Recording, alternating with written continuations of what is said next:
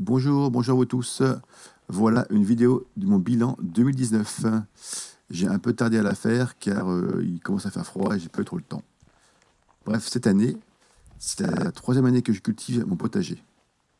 En 2017-2018, il était assez brouillon, mais cette année, j'ai fait un peu d'effort. Je l'ai installé en planche de culture pour principalement mieux délimiter les zones où je cultive et surtout ne plus marcher dessus pour éviter le piétinement et le tassement du sol.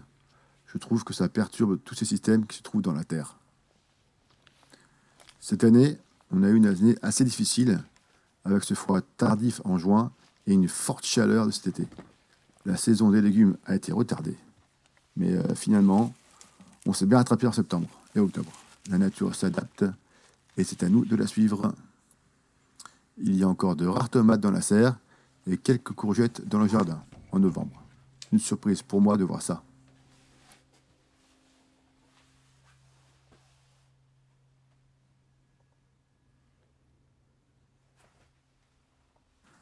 Malgré ces péripéties, je trouve que le potager a pu fournir pas mal de tomates et de courgettes.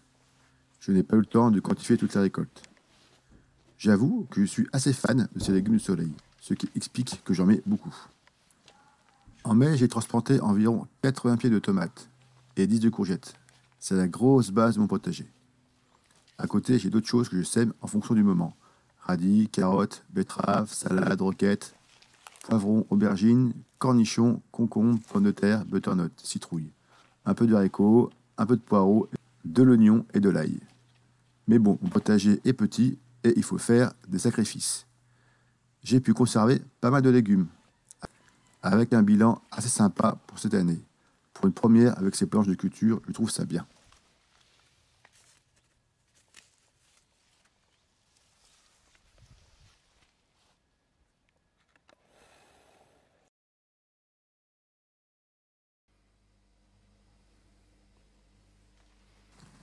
Je n'ai pas pu quantifier tous les légumes du jardin que j'ai mangés cet été, mais j'ai pu compter les conserves que j'ai faites.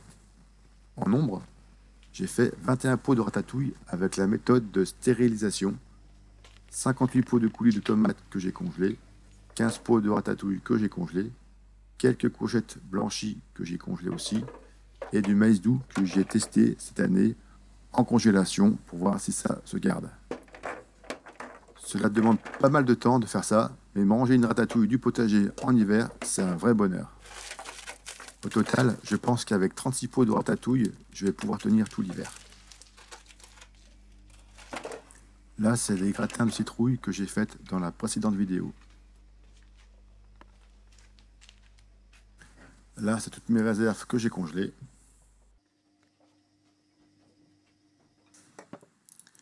Et là, c'est toutes mes réserves que j'ai stérilisées. Donc cela demande quand même pas mal de travail. Il faut tout faire cuire, tout stériliser. Et après, remettre encore dans un marmite ou un stérilisateur pendant 1h20, 1h40. Là, j'ai fait un test aussi de stériliser des betteraves rouges que je vais essayer cette année.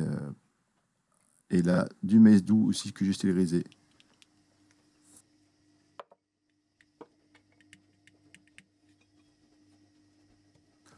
Dans la stérilisation, il faut toujours faire attention que vos bocaux soient bien fermés, stérilisés, bien vérifier vos couvercles qui ne s'ouvrent pas tout seuls.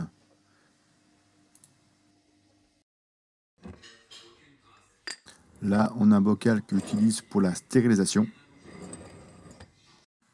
Et là, j'ai un bocal de récupération que je me sers pour congeler de la ratatouille ou du coulis de tomate et qui est très pratique car je le sors du congélateur et je le mets au micro-ondes pour décongeler mes aliments.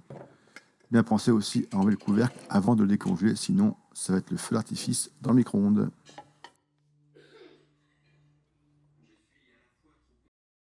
Là, je vous montre ce que j'ai banni pour la conservation, car c'est du plastique. En cas de chauffe, il y a un échange avec la nourriture, et surtout, cela ne tient pas avec le temps. Petit retour au potager pour finir la vidéo. Cette année 2019 a été très positive pour moi. J'évolue doucement dans le potager. Je rate des choses et j'en réussis d'autres.